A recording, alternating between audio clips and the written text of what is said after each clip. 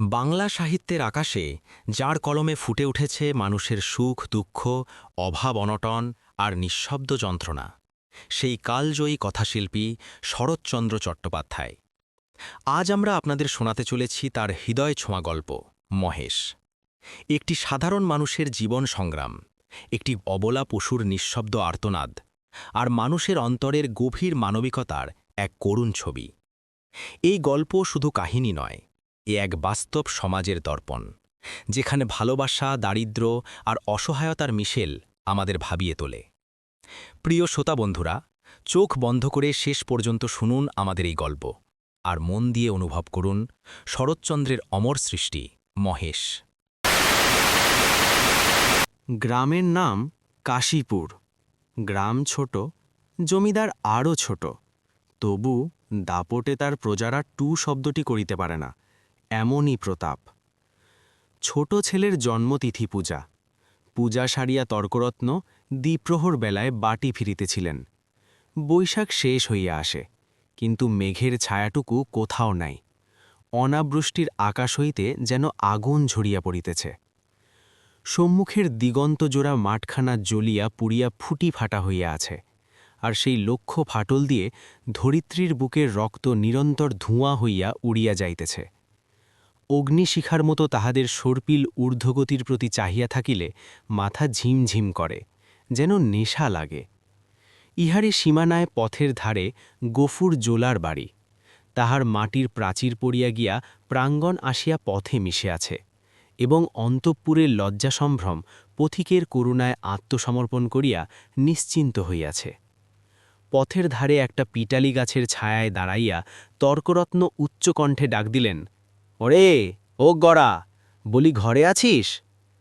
তাহার বছর দশেকের মেয়ে দুয়ারে দাঁড়াইয়া সাড়া দিল, কেন বাবাকে? বাবার যে জ্বর। জ্বর? ডেকে দে হারামজাদাকে, পাষণ্ড, ম্লেচ্ছ। হাঁক ডাকে গফুর মিয়া ঘর হইতে বাহির হইয়া জ্বরে কাঁপিতে কাঁপিতে কাছে আসিয়া দাঁড়াইল। ভাঙা প্রাচীরের গা ঘেঁষিয়ে একটা পুরাতন বাবলা গাছ, তাহার ডালে বাঁধা একটা ষাঁড়। তর্করত্ন দেখাইয়া কহিলেন, ওটা হচ্ছে কি শুনি? এ হিদুর গা, ব্রাহ্মণ জমিদার, সে খেয়াল আছে? তার মুখখানা রাগে ও রৌদ্রের ঝাঁজে রক্তবর্ণ, সুতরাং সে মুখ দিয়া তপ্ত খরবাক্যই বাহির হইবে। কিন্তু হেতুটা বুঝিতে না পারিয়া গফুর শুধু চাহিয়া রহিল। তর্করত্ন বলিলেন, সকালে যাবার সময় দেখে গেছি বাঁধা, দুপুরে ফেরবার পথে দেখছি তেমনি ঠায় বাঁধা।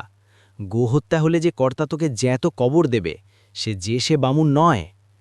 কি করব বাবা ঠাকুর, বড় লাচারে পড়ে গেছি। কদিন থেকে গায়ে জ্বর, দড়ি ধরে যে দুখুটো খাইয়ে আনব তা মাথা ঘুরে পড়ে যাই। তবে ছেড়ে দে না, আপনি চড়াই করে আসুক। কোথায় ছাড়ব বাবা ঠাকুর?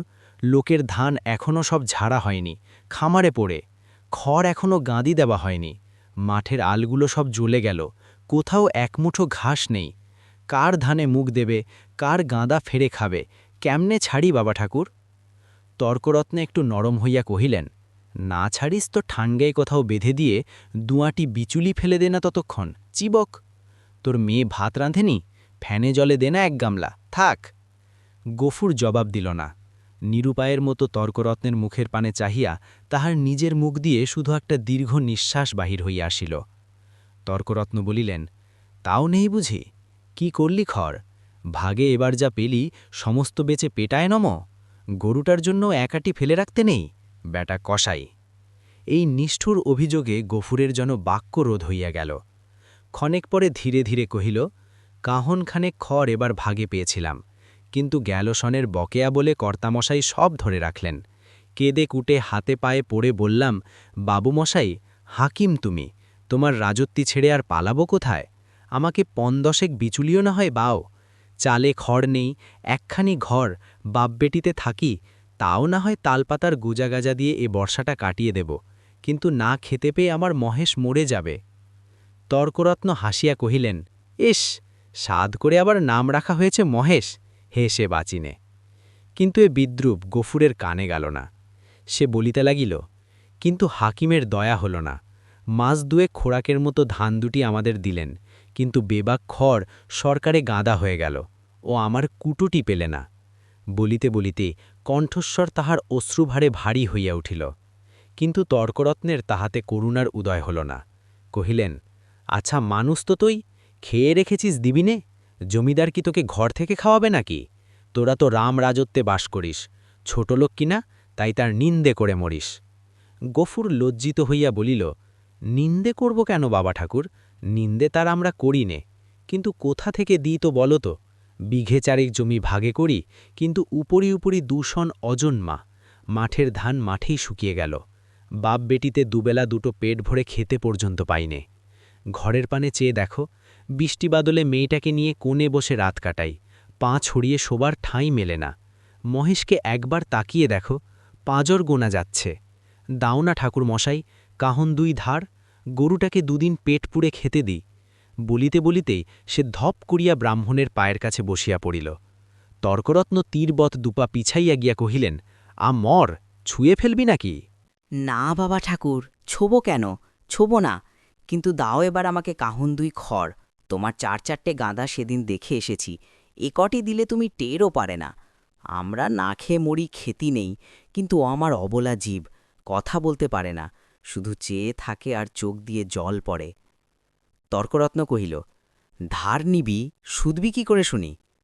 গফুর আশান্বিত হইয়া ব্যগ্রস্বরে বলিয়া উঠিল, যেমন করে পারি সুদব বাবা ঠাকুর, তোমাকে ফাঁকি দেব না। তর্করত্ন মুখে এক প্রকার শব্দ করিয়া গফুরের ব্যাকুল কণ্ঠের অনুকরণ করিয়া কহিলেন, ফাঁকি দেব না, যেমন করে পারি সুদব। রসিক নাগর, যা যা সর, পথ ছাড়, ঘরে যাই, বেলা বয়ে গেল। এই বলিয়া তিনি একটু মুচকিয়া হাসিয়া পা বাড়াইয়া সহসা সভয়ে পিছাইয়া গিয়া সক্রোধে বলিয়া উঠিলেন, মর, শিং নেড়ে আসে যে, গুতবে নাকি? গফুর উঠিয়া দাঁড়াইল। ঠাকুরের হাতে ফলমূল আর ভিজা চালের পুটুলি ছিল, সেইটা দেখাইয়া কহিল, গন্ধ পেয়েছে, এক মুঠো খেতে চায়। খেতে চায় তা বটে, যেমন চাষা তার তেমনি বলদ, খড় জোটে না, চালকলা খাওয়া চাই। নে নে, পথ থেকে সরিয়া বাঁধ, যে শিং কোন দিন দেখছি কাকে খুন করবে। এই বলিয়া তর্করত্ন পাশ কাটাইয়া হনহন করিয়া চলিয়া গেলেন। গফুর সেদিক হইতে দৃষ্টি ফেরাইয়া ক্ষণক্ষণ স্তব্ধ হইয়া মহেশের মুখের দিকে চাহিয়া রহিল। তাহার নিবিড় গভীর কালো চোখ দুটি বেদনা ও ক্ষুধায় ভরা। কহিল, তোকে দিলে না এক মুঠো, ওদের অনেক আছে, তবু দেয় না, না দিগ্গে। তাহার গলা বুঝিয়া এসিল, তারপরে চোখ দিয়া টপ টপ করিয়া জল পড়িতে লাগিল।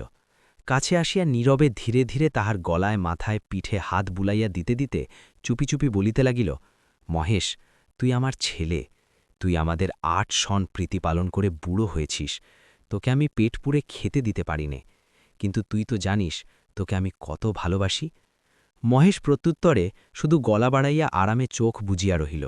গফুর চোখের জল গরুটার পিঠের ওপর রগড়াইয়া মুছিয়া ফেলিয়া তেমনি অস্ফুটে কহিতে লাগিল, মহেশ, তোর মুখের খাবার কেড়ে নিলে, শস্যান্ধারে গায়ের যে গোচরটুকু ছিল তাও পয়সার লোভে জমা বিলি করে দিলে। এই দুর্বৎসরে তোকে কেমন করে বাঁচিয়ে রাখি বল?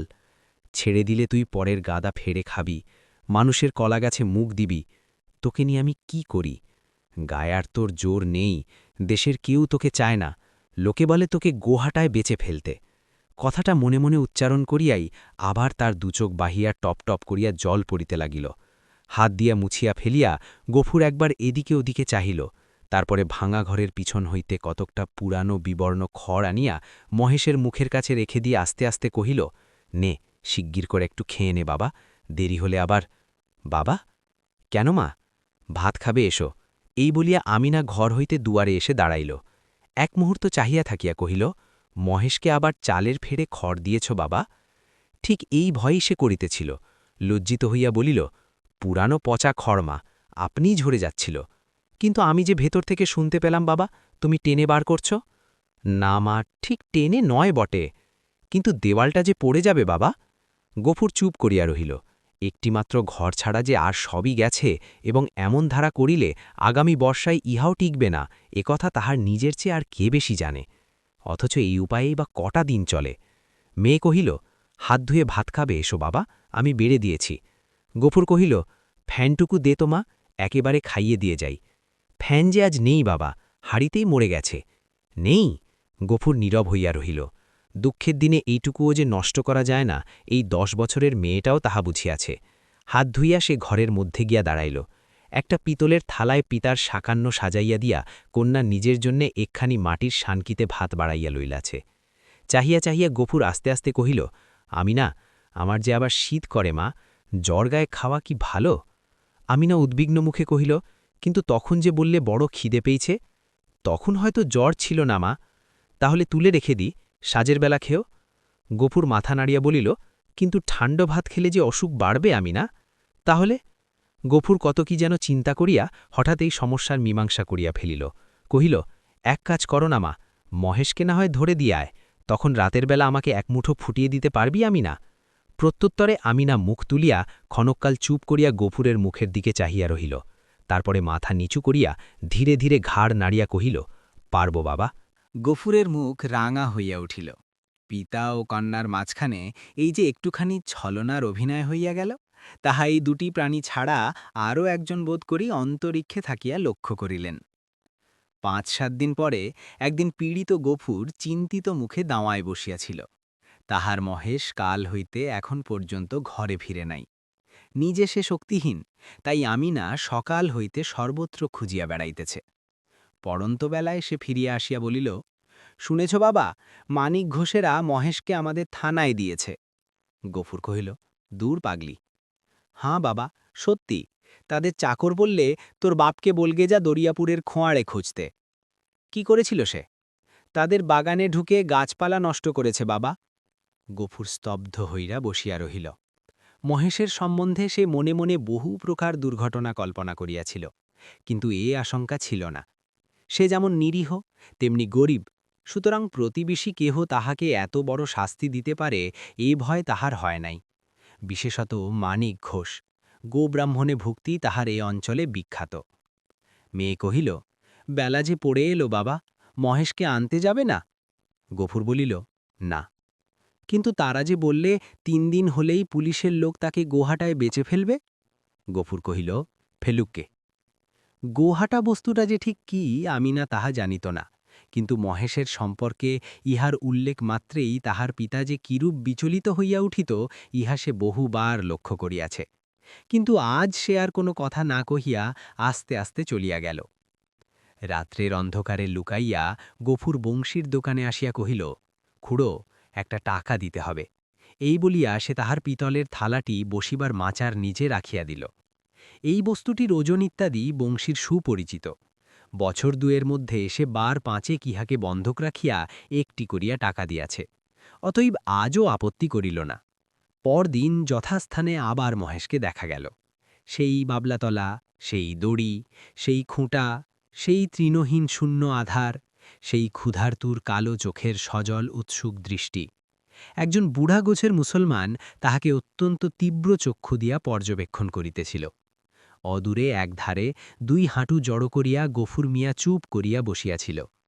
পরীক্ষা শেষ করিয়া বুড়া চাদরের খুঁট হইতে একখানি ১০ টাকার নোট বাহির করিয়া তাহার ভাঁজ খুলিয়া বারবার মসৃণ করিয়া লইয়া তাহার কাছে গিয়া কহিল, আর ভাঙব না, এই পুরোপুরিই দিলাম, নাও। গফুর হাত বাড়াইয়া গ্রহণ করিয়া তেমনি নিঃশব্দেই বসিয়া রহিল। যে ২ জন লোক সঙ্গে আসিয়াছিল তাহারা গরুর দড়ি খুলিবার উদ্যোগ করিতেই কিন্তু সে অকস্মাৎ সোজা উঠিয়া দাঁড়াইয়া উদ্ধত কণ্ঠে বলিয়া উঠিল, দড়িতে হাত দিও না বলছি, খবরদার বলছি, ভালো হবে না। তাহারা চমকিয়া গেল। বুড়া আশ্চর্য হইয়া কহিল, কেন? গফুর তেমনি রাগিয়া জবাব দিল, কেন আবার কি, আমার জিনিস আমি বেচব না, আমার খুশি। এই বলিয়া সে নোটখানা ছুঁড়িয়া ফেলিয়া দিল। তাহারা কহিল, কাল পথে আসতে বায়না নিয়ে এলে যে? এই নাও না তোমাদের বায়না ফিরিয়ে দিই। এই বলিয়া সে ট্যাক হইতে ২টা টাকা বাহির করিয়া ঝনাত করিয়া ফেলিয়া দিল। একটা কলহ বাঁধিবার উপক্রম হয় দেখিয়া বুড়া হাসিয়া ধীরভাবে কহিল, চাপ দিয়া আর ২ টাকা বেশি নেবে এই তো? দাও হে, পানি খেতে ওর মেয়ের হাতে ২টো টাকা দাও, কেমন, এই না? না, কিন্তু এর বেশি কেউ একটা আধলা দেবে না তা জানো? গফুর সজোরে মাথা নাড়িয়া কহিল, না। বুড়া বিরক্ত হইল, কহিল, না তো কি, চামড়াটাই যে দামে বিকোবে, নইলে মাল আর আছে কি? তোবা তোবা। গফুরের মুখ দিয়া হঠাৎ একটা বিশ্রী কটু কথা বাহির হইয়া গেল, এবং পরক্ষণেই সে ছুটিয়া গিয়া নিজের ঘরে ঢুকিয়া চিৎকার করিয়া শাসাইতে লাগিল যে তাহারা যদি অবিলম্বে গ্রাম ছাড়িয়া না যায় তো জমিদারের লোক ডাকিয়া জুতো কেটা করিয়া ছাড়িবে। হাঙ্গামা দেখিয়া লোকগুলো চলিয়া গেল। কিন্তু কিছুক্ষণেই তাহার জমিদারের সদর থেকে তাহার ডাক পড়িল। গফুর বুঝিল এ কথা কর্তার কানে গিয়াছে। সদরে ভদ্র অভদ্র কতকগুলি ব্যক্তি বসিয়াছিল। শিবুবাবু চোখ রাঙিয়া কহিলেন, গফরা, তোকে যে আমি কি সাজা দেব ভেবে পাইনে। কোথায় বাস করে আছিস জানিস?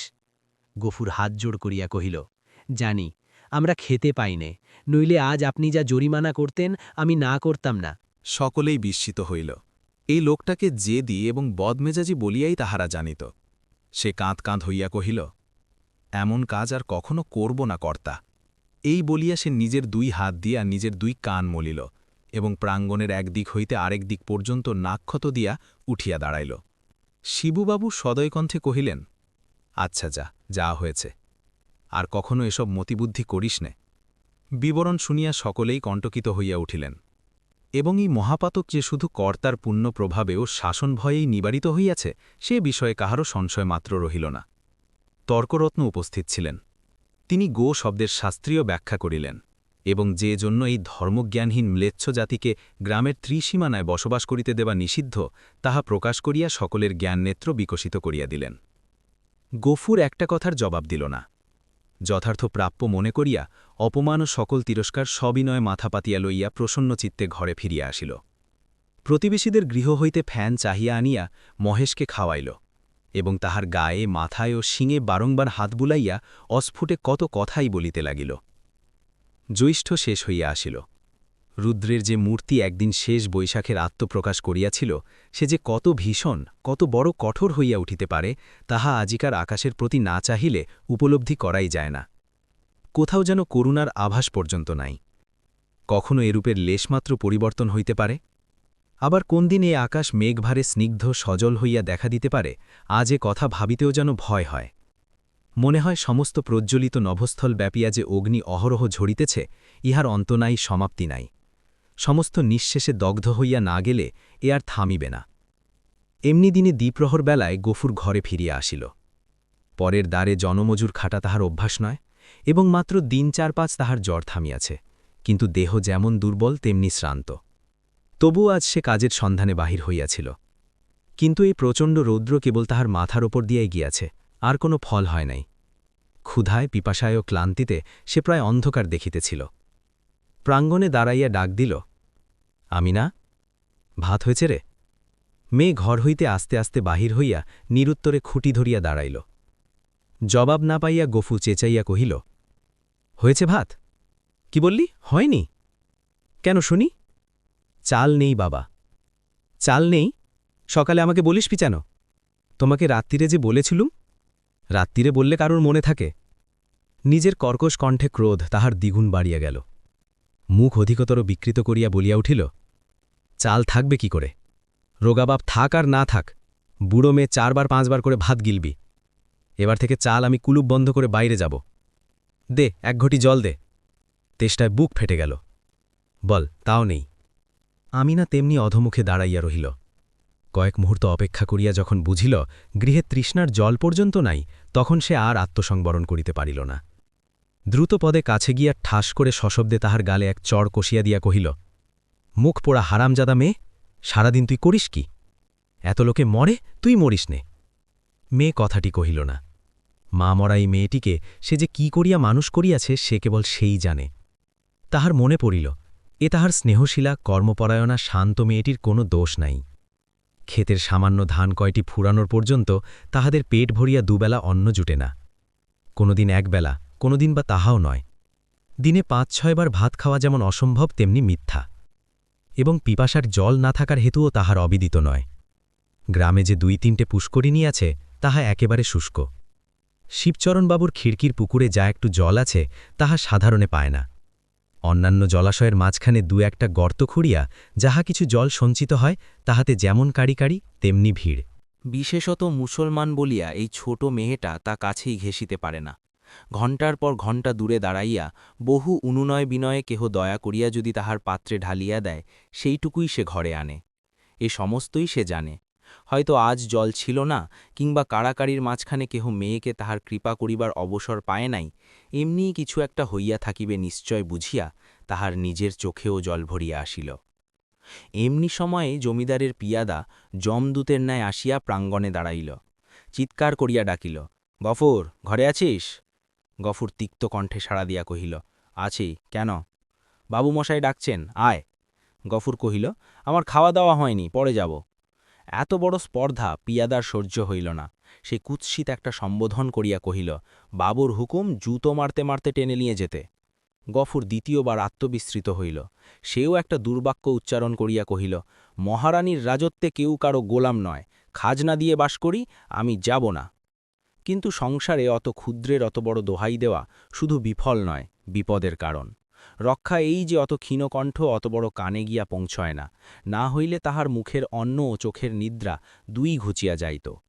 তাহার পরে কি ঘটিল বিস্তারিত করিয়া বলার প্রয়োজন নাই, কিন্তু ঘণ্টাখানেক পরে যখন সে জমিদারের সদর হইতে ফিরিয়া ঘরে গিয়া নিঃশব্দে শুইয়া পড়িল, তখন তাহার চোখ মুখ ফুলিয়া উঠিয়াছে। তাহার এত বড় শাস্তির হেতু প্রধানত মহেশ। গফুর বাটি হইতে বাহির হইবার পরে সেও দড়ি ছিড়িয়া বাহির হইয়া পড়ে এবং জমিদারের প্রাঙ্গণে ঢুকিয়া ফুলগাছ খাইয়াছে, ধান শুকাইতেছিল তাহা ফেলিয়া ছড়াইয়া নষ্ট করিয়াছে, পরিশেষে দড়িবার উপক্রম করায় বাবুর ছোট মেয়েকে ফেলিয়া দিয়া পলায়ন করিয়াছে। এরূপ ঘটনায় প্রথম নয়, ইতিপূর্বেও ঘটিয়াছে, শুধু গরিব বলিয়াই তাহাকে মাপ করা হইয়াছিল। পূর্বের মতো এবারও সে আসিয়া হাতে পায়ে পড়িলে হয়তো ক্ষমা করা হইত, কিন্তু সে যে কর দিয়া বাস করে বলিয়া কাহারও গোলাম নয় বলিয়া প্রকাশ করিয়াছে, প্রজার মুখের আটো বড় স্পর্ধা জমিদার হইয়া শিবচরণবাবু কোনো মতেই সহ্য করিতে পারেন নাই। সেখানে সে প্রহার ও লাঞ্ছনার প্রতিবাদ মাত্র করে নাই, সমস্ত মুখ বুঝিয়া সহিয়াছে। ঘরে আসিয়াও সে তেমনি নিঃশব্দে পড়িয়া রহিল। ক্ষুধা তৃষ্ণার কথা তাহার মনে ছিল না, কিন্তু বুকের ভিতরটা যেন বাইরের মধ্যাহ্ন আকাশের মতোই জ্বলিতে লাগিল। এমন কতক্ষণ কাটিল তাহার হুঁশ ছিল না, কিন্তু প্রাঙ্গণ হইতে সহসা তাহার মেয়ের আর্তকণ্ঠ কানে যাইতেই সে সবেগে উঠিয়া দাঁড়াইল এবং ছুটিয়া বাহিরে আসিতে দেখিল আমিনা মাটিতে পড়িয়া এবং বিক্ষিপ্ত ভাঙা ঘট হইতে জল ঝরিয়া পড়িতেছে, আর মহেশ মাটিতে মুখ দিয়া সেই জল মরুভূমির মতো যেন শুষিয়া খাইতেছে। চোখের পলক পড়িল না, গফুর দিকবিদিক জ্ঞানশূন্য হইয়া গেল। মেরামত করিবার জন্য কাল সে তাহার লাঙ্গলের মাথাটা খুলিয়া রাখিয়াছিল, তাহাই দুই হাতে গ্রহণ করিয়া সে মহেশের অবনত মাথার উপরে সজোরে আঘাত করিল। একটিবার মাত্র মহেশ মুখ তুলিবার চেষ্টা করিল, তারপরেই তাহার অনাহার ক্লিষ্ট শীর্ণদেহ ভূমিতলে লুটিয়া পড়িল। চোখের কোণ বাহিয়া কয়েক বিন্দু অশ্রু ও কান বাহিয়া ফোঁটা কয়েক রক্ত গড়াইয়া পড়িল। বার দুই সমস্ত শরীরটা তাহার থরথর করিয়া কাঁপিয়া উঠিল। তারপরে সম্মুখ ও পশ্চাতের পা দুটো তাহার যতদূর যায় প্রসারিত করিয়া দিয়া মহেশ শেষ নিঃশ্বাস ত্যাগ করিল। আমিনা কাঁদিয়া উঠিয়া বলিল, কি করলে বাবা, আমাদের মহেশ যে মরে গেল। গফুর নড়ল না, জবাব দিল না, শুধু নির্মিনেশ চক্ষে আরেক জোড়া নিমেষহীন গভীর কালো চোখের পানে চাহিয়া পাথরের মতো নিশ্চল হইয়া রহিল। ঘণ্টা দুয়েক মধ্যে সংবাদ পেয়ে গ্রামান্তের মুচির দল আসিয়া জুটিল। তাহারা বাসে বাঁধিয়া মহেশকে ভাগাড়ে লইয়া চলিল। তাহাদের হাতে ধারালো চকচকে ছুরি দেখিয়া গফুর শিহরিয়া চক্ষু মুদিল, কিন্তু একটা কথাও কহিল না। পাড়ার লোকে কহিল, তর্করত্নের কাছে ব্যবস্থা নিতে জমিদার লোক পাঠিয়েছেন, প্রায়শ্চিত্তের খরচ জোগাতে এবার তোকে না ভিটে বেচতে হয়। গফুর এ সকল কথারও উত্তর দিল না, দুই হাঁটুর ওপরে মুখ রাখিয়া ঠাই বসিয়া রহিল। অনেক রাত্রে গফুর মেয়েকে তুলিয়া কহিল, আমিনা, চল আমরা যাই। সে দাওয়ায় ঘুমারিয়া পড়িয়াছিল, চোখ মুছিয়া উঠিয়া বসিয়া কহিল, কোথায় বাবা? গফুর কহিল, ফুল বেড়ে চটকলে কাজ করতে। মেয়ে আশ্চর্য হইয়া চাহিয়া রহিল। ইতিপূর্বে অনেক দুঃখেও তাহার পিতা তাহার কলে কাজ করিতে রাজি হয় নাই। সেখানে ধর্ম থাকে না, মেয়েদের ইজ্জত আব্রু থাকে না, এ কথা সে বহুবার শুনিয়াছে। গফুর কহিল, দেরি করিস না মা, চল, অনেক পথ হাঁটতে হবে। আমিনা জলখাবার ঘটি ও পিতার ভাত খাবার পিতলের থালাটি সঙ্গে লইতেছিল।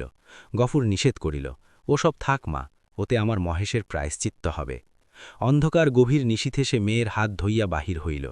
এ গ্রামে আত্মীয় তাহার কেহ ছিল না, কাহিকে বলিবার কিছু নাই। আঙিনা পার হইয়া পথের ধারে সেই বাবলাতলায় আসিয়া সে থমকিয়া দাঁড়াইল এবং সহসা হু হু করিয়া কাঁদিয়া উঠিল। নক্ষত্র খচিত কালো আকাশে মুখ তুলিয়া বলিল, আল্লাহ, আমাকে যত খুশি সাজা দিও, কিন্তু মহেশ আমার তেষ্টা নিয়ে মরেছে। তার চড়ে খাবার একটুকু জমি কেউ রাখেনি। যে তোমার দেওয়া মাঠের ঘাস, তোমার দেওয়া তেষ্টার জল তাকে খেতে দেয়নি, তার কুসুর তুমি যেন কখনো মাফ করো না।